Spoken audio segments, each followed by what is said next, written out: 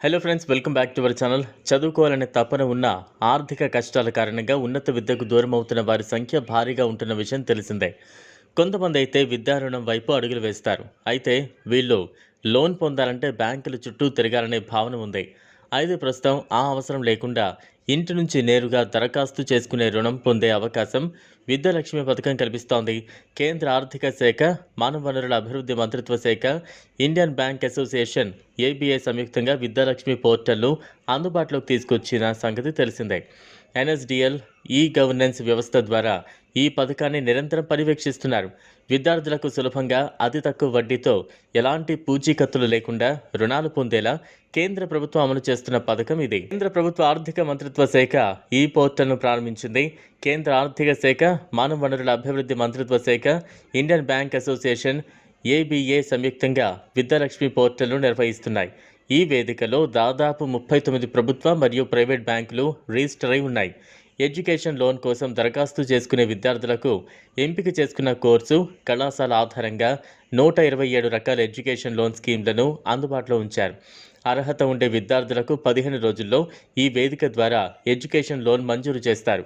విద్యాలక్ష్మి పథకం ద్వారా గరిష్టంగా 10 లక్షల వరకు రుణం మంజూరు చేస్తారు. 7.5 లక్షలు దాటే రుణాలకు సొంత పూచీకత్తులు సమర్పించాల్సి ఉంటుంది.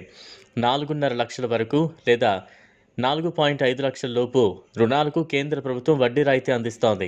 మహిళా విద్యా ప్రోత్సాహకంలో భాగంగా మహిళా విద్యార్థులకు అదనపు రాయితీలను కల్పిస్తోంది.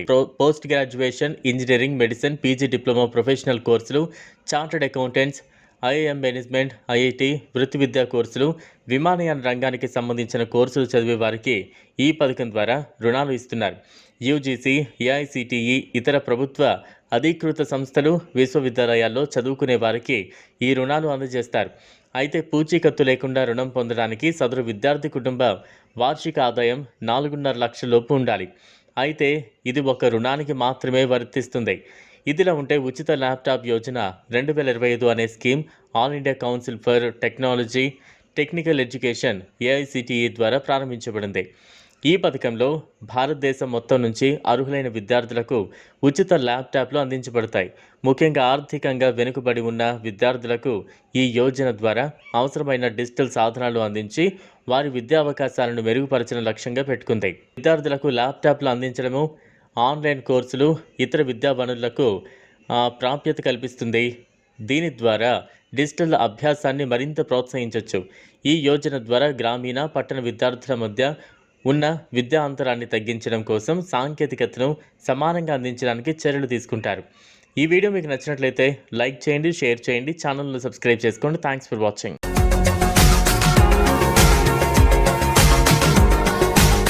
మరిన్ని అప్డేట్స్ కోసం మా ఛానల్ని సబ్స్క్రైబ్ చేయండి.